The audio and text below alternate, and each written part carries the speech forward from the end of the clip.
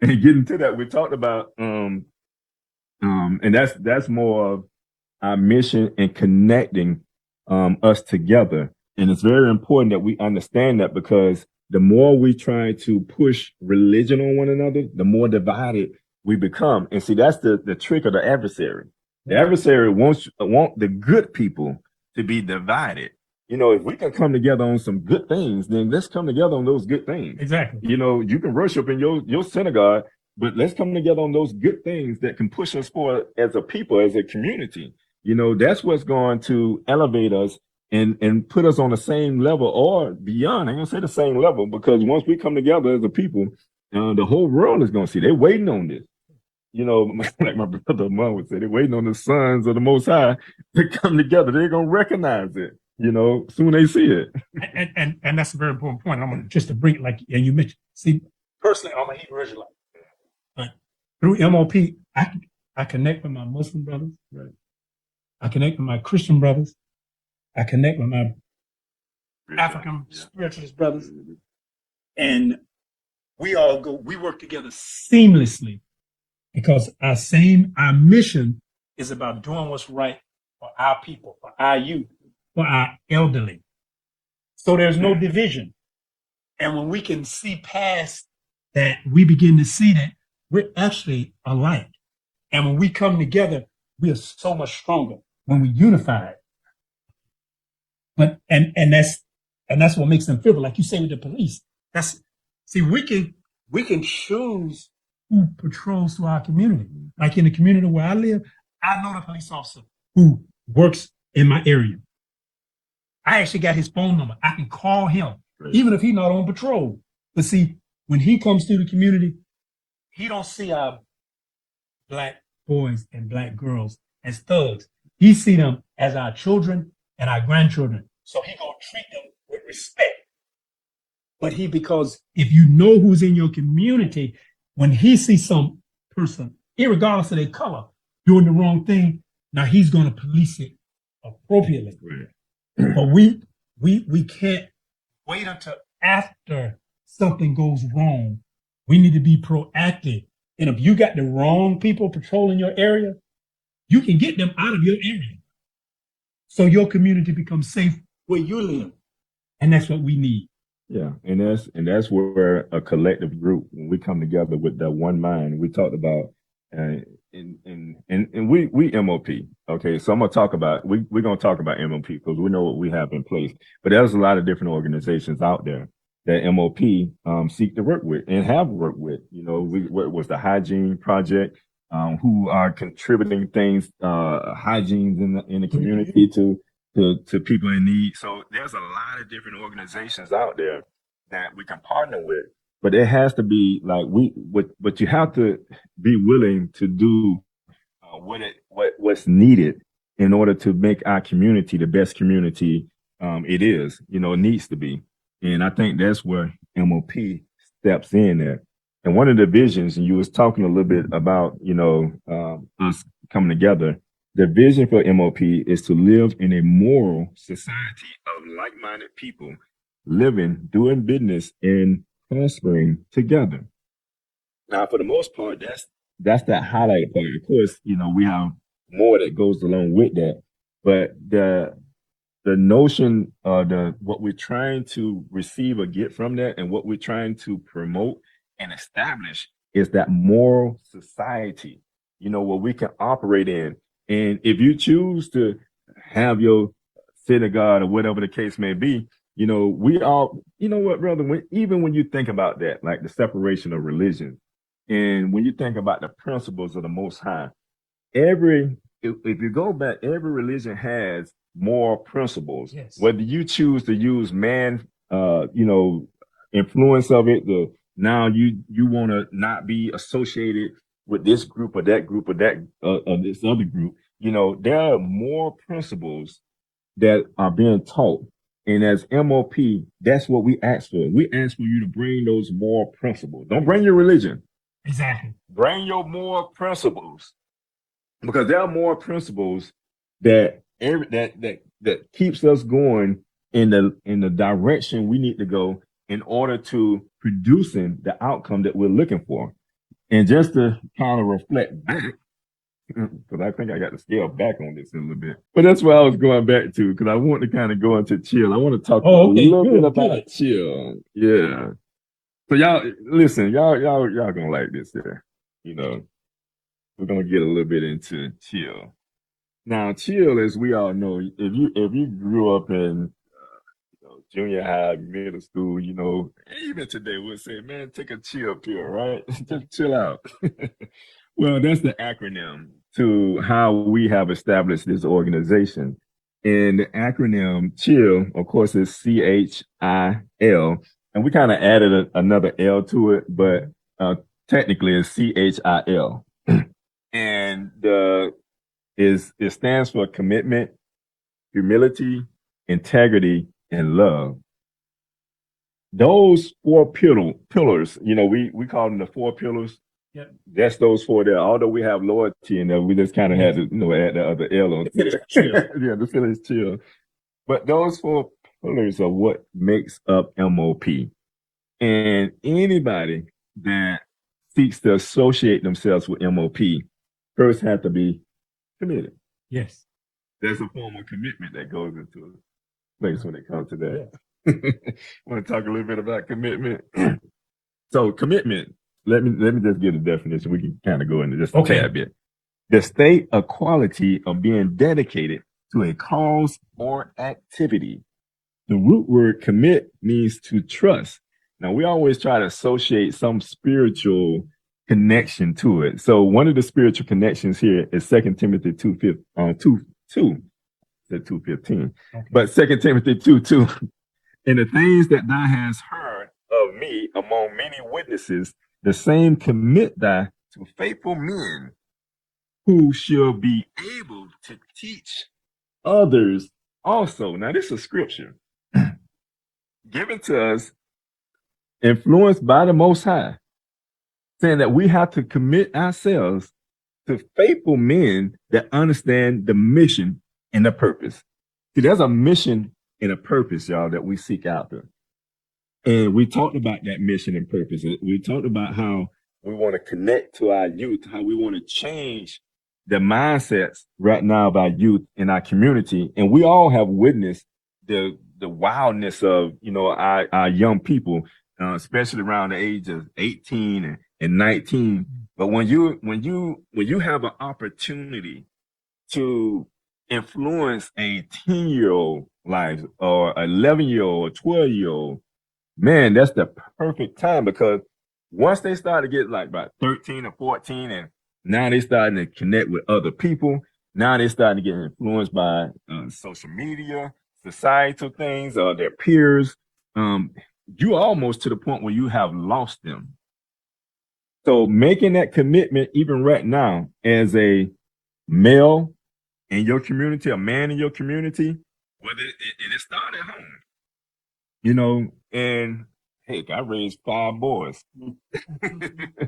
And I can't say I connected with each one of them to the degree that they wouldn't make any mistakes. And I think as a young man coming up, and most of my boys, I think the oldest one is 22 now, but most of, my boys at that time, I taught morality. I taught certain things, but I was never taught as a man those same things I'm trying to teach them. So it's a learning experience even at that time, trying to teach them something that hasn't been taught to me. And a lot of my teaching, as I said, comes from the most honorable Yahweh, who has taught me many things. And I'm so appreciative of that, and have, guided my life in a way that it is today, that I am more spiritual than anything, and I understand who I am on that spiritual plane. But that's something that we all have to, that journey that we all have to take. And when you're raising young men, and then you're influencing young men, even in whether it's in school, whether you're in the park, and you see a bunch of young men playing, young boys playing football or whatever the case may be, it's our job, it's our duty to try to, add some type of influence or some type of positive, energy to what they're doing, through our speech, to what we're doing individually as professionals. So it's very important that we understand our mission as men. And I think that's where MOP has committed themselves to not just understanding it, but also acting on it, as you have seen from what we had showed earlier. What you think about commitment? And I'm just looking, and I have to be mindful that there's a wealth of information that we have in the MOP manual. Right. And just perusing it, I'm looking, and it's just bringing back the memory that part of this commitment and being a part is we live it, even though we put it in words and we put it in a book. Part of that commitment is that we have to exemplify the principles. You know, we study the principles, we learn them, and then we exemplify them in our daily lives. So part of that commitment is actually being sincere to those principles, manifesting, like being committed to not just MOP, but being committed to that purpose of, like, if we're talking about our youth, we actually, like, part of the example, you learn through example, you learn through teaching. Commitment means you have to actually dedicate yourself to do it without someone else telling you to do it. Right. Commitment means when I wake up in the morning, this is a part of who I am. And I have to share that with those around me so then we can all join in this together. And commitment requires, it's like, being committed. I'm trying to make it a living example. Like if you got a job, I don't know if you use an alarm clock. Some people wake up by the sun, but you got to be there at a certain time. Well, you committed to being there. Well, what we have to do for ourselves, we have to be committed. We have to have that internal clock that goes off that we have to be here for our community, specifically for our youth. And no one else should have to wake us up. Right. We have to be the ones that wake our own self up. We have to be the one that punch our clock and say, this is what needs to be done. When we see a situation with the elderly in our community, we have to act on it. And that's what commitment is. And from MOP, if we can't do it as an individual group, we join hands with other groups and come together to get, as long as they share our values. Right. The principles that you're talking about, because most religions are based on the same ethical principles. Mm-hmm. And that's what should bind us together. That's the commitment that binds us together. I always say, we're taught, when we talk about Hebrew Israelites, we're taught, always address, be able to see the L in the person. We talk about Yes. the God, the nature of the person, and it kind of still reflects back on those principles. Because if you're looking for the L or the God in a person, you're looking for those attributes of that person. So that's very important as well. So the next one here, we talk about commitment. We can go a little deeper into commitment, but we're going to talk about the H, which is humility. Now, humility is a disposition to be humble. Humble from J.R. Rodell, synonym find about on page 522, means to be manageable. And it also means respectful and to be godly. Just talking about that, right? So you have, and some other synonyms here, but I want to talk about manageable, respectful, and godly. Manageable means that, to me, when we come together as MOP, we all have to understand the value of one another. So everyone brings something different to the table, and that's how, as men, it's very important, and there's women too. But I'm stating this as people.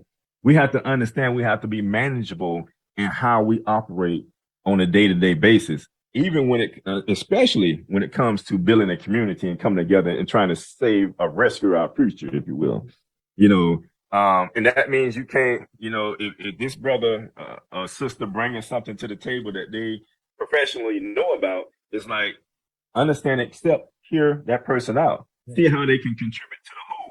You may bring something different, but you have to be manageable. I've seen oftentimes where people just blurt out and say certain things because they may already have prejudged the individual of the person that's speaking. You know, when you talked about it as far as having those stigmas and you know and having different religions, but the thought process, and I think we had this happen to us before, where you know we invited some people out, and a brother came out with this defense of thinking we was trying to recruit him or something, and it's like, no, brother, it's like it's about us coming together and being one, and you know, unifying for our people, for our community, for our youth. And when he understood that, his guards was let down, Yep. you know, and he was able to open up more and receive us more. But it takes humility in order to do that, and you have to be respectful in the process of that. You know, be respectful to one another. And last but not least, you have to have the image of God at the forefront. You know, the attributes of the Most High at the forefront of whatever you do, because that's going to determine and dictate how you operate or how you deal with this other person. You know, so and I know you talked a little bit of no, you talked more about integrity. So I'm gonna let you talk about integrity, but you want to touch on humility? On humility, like, and you mentioned a lot, but I'll just say that part of that comment when you mentioned being able to respect the other person, being able to see and understand a part of that, and you said mentioned about recognizing the L, is that the Most High has given us all talents, and you have to be humble enough to respect the talent that you see in someone else, and understand that if you can, you know, be manageable, you can receive it, and that's what can lift you up. Because if someone else has a gift, you want to let that gift, because they get that gift from the Most High. If you step in the way of that, you're actually getting in the way of what the Most High might be bringing to you and miss it. And though you may know something about it, you also may miss a lot. Like when we showed the video with MOP and the gardening, for example, and all of us did have some background in it. But what we found was, we actually found a younger brother, another brother, young man, who was a master in, and it's not gardening, it was a technical term, but he had that's what he did. And he was able to come and just share with us, as well as the youth, things about gardening, things about the soil, and it's incredible when you have a humble spirit, how much you're able to pick up and receive, because what you're looking for, you're getting from someone else. Right. And then they bring that to contribute to the whole.